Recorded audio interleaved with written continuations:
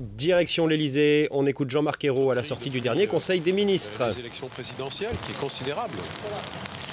Même pendant la période des élections législatives, le gouvernement a travaillé, a pris des décisions de justice, de redressement du pays. Et puis, depuis, nous avons travaillé à une très grande intensité. Et le Conseil des ministres de ce matin, qui s'est prolongé par cette séance de travail, a permis de tracer toutes les perspectives pour les mois qui viennent et de montrer l'ampleur des chantiers de réforme que nous engageons, à la fois pour le redressement productif du pays, l'emploi des jeunes, et aussi la reconstruction de notre école, la transition énergétique, la réforme de l'État et la décentralisation, la réforme fiscale.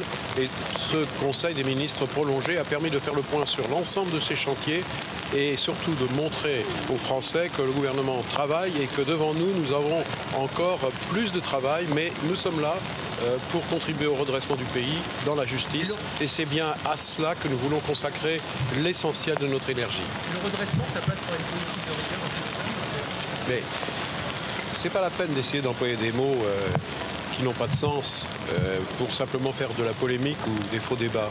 Ce qui est sûr, c'est que nous avons hérité d'une situation des finances publiques qui est mauvaise et que nous avons l'obligation, si nous voulons justement préparer l'avenir de notre pays, de ne pas avoir à consacrer l'essentiel de nos dépenses et de l'argent des Français au remboursement de la dette. Et cette dette, je vous le rappelle, elle est de 1800 milliards. Elle a augmenté en 5 ans sous le quinquennat précédent de 600 milliards. Donc c'est un problème que nous avons à résoudre. Nous le ferons par étapes.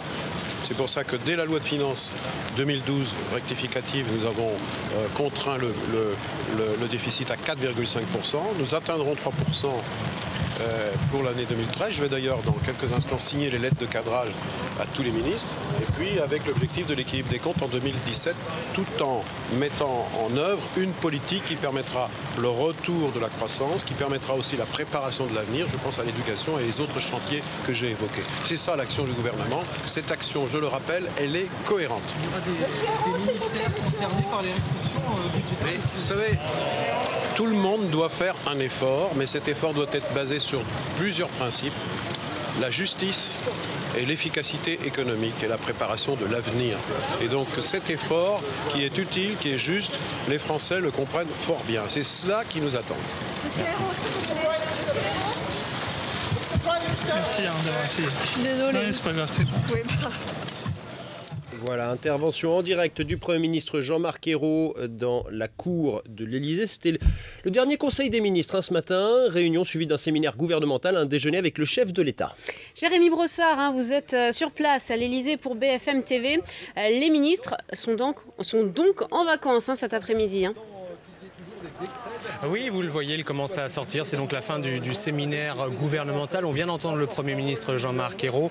La porte-parole du gouvernement, Najat Belkacem, a expliqué bien que François Hollande était revenu lors de ce séminaire sur la jeunesse. Il a évoqué notamment les emplois d'avenir. Vous savez, ces 100 000 emplois qui seront créés par l'État, destinés notamment aux jeunes peu qualifiés. Ce sera d'ailleurs l'une des grandes priorités de la rentrée, donc de la session d'automne du Parlement. L'idée de ce séminaire, c'était de tracer les perspectives, donc les devoirs de vacances, mais aussi de dresser un bilan et de défendre les premières mesures du gouvernement et de répondre notamment à ceux qui trouvent que la session extraordinaire a été un petit peu légère. L'heure est donc aux vacances désormais.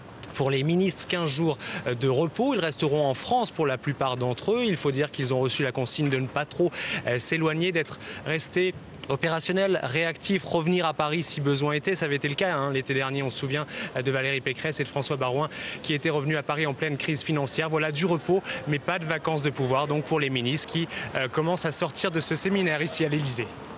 Merci beaucoup Jérémy Brossard.